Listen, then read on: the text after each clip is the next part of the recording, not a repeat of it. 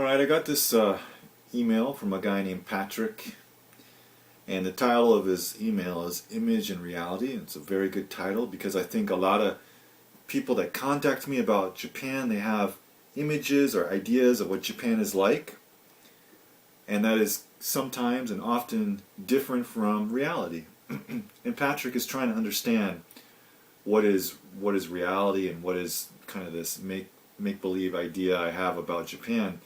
He says, Ryan-san, I have been watching your videos and I see you get a lot of grief in the comments from people because of what you say on gender roles.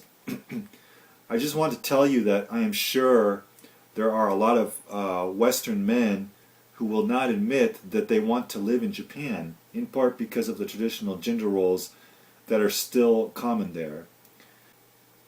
Okay.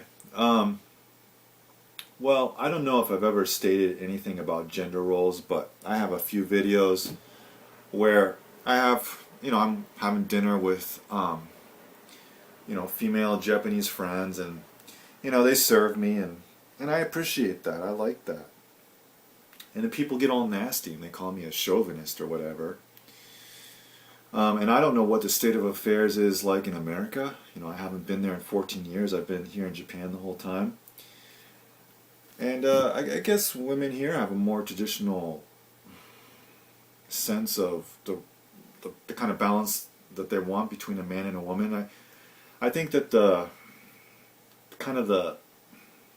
make-believe part that you have in your head might be that all Japanese women are subservient and they want to please you, and they're submissive and passive and just these cute little Japanese porcelain dolls that are there for you to do whatever you want. It's not like that, okay? I mean, there are two kinds of Japanese women here. One is the kind that are just what I call good-natured, and they want to please you and serve you out of love. And then there are other women, other Japanese women here who are, in Japanese we say ki ga tsuyoi. Ki ga tsuyoi. It means strong-minded. They're strong-minded, they want to be on top, they want to boss you around and control you. The thing is that the way Japanese women go about it is different than the way that American women do it. I think American women are just like, they're just like a bull charging at you. You can't stop it. You just have to jump out of the way. But the kigatsuyoi, the strong-minded Japanese women here, are a little more, they have a little more finesse about it, I guess, or they're a little sneaky about it. They start off, kind of friendly and nice, and then like when you're in the relationship with them, you notice that they're like making moves to put you in a lower position or whatever. And I don't know if that has so much to do with your ethnicity, like being Japanese or American.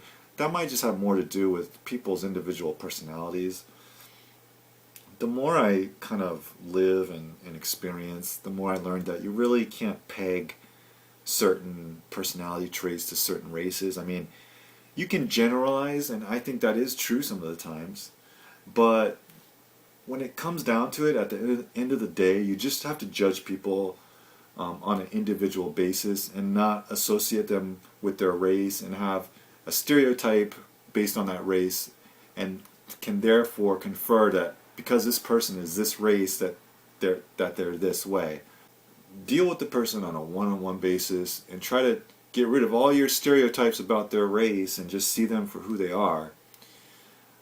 If I didn't do that, I wouldn't be able to be with Rie right now. That's the girl I'm seeing right now. Because I don't have a really good impression about Japanese women. Like I said, I've been here for 14 years and I've dated Japanese women and had Japanese girlfriends. And all of them were awful, really. Except for one ex-girlfriend I had. So you're talking about like, and then Rie, I like her too. So I've only met, in 14 years, I've only met 2 Japanese women that I'm really pleased with. And this isn't about men and women. This could apply to gay couples too. In a gay relationship, you're gonna have one party one person who is the so-called captain of the ship, and the other who is a passenger. like they say, there can only be one captain of a ship. And then, if the captain F's up, there can be a mutiny, right? But this isn't about men and women. This is about relationships. And I think a lot of people misunderstand that. It's not about men and women. We're not trying to have a war here about men and women.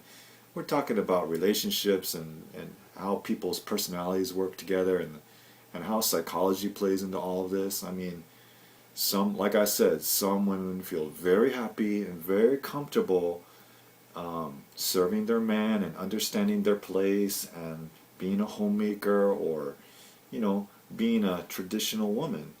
Some women are very happy that way, and you have no right to judge them. And some women are very happy being strong and powerful and bossy and controlling and confrontational. And there are men out there who like those kind of women. Like, I think one of my best friends likes that kind of woman. And you know what, man? As long as my best friend is happy, that's all I care about. If he likes having a collar around his neck and being walked around like a pet dog or something, and if that makes him feel love in his heart and makes him happy, then I'll be happy for him. We'll joke about it, but at the end of the day, I'll be happy for him. So I'm not judging anybody, and you shouldn't judge anybody either. Just understand that people, for certain psychological reasons, they have needs, and in order to fulfill those needs, they have to act a certain way or play a certain role. So that's all I got to say about that.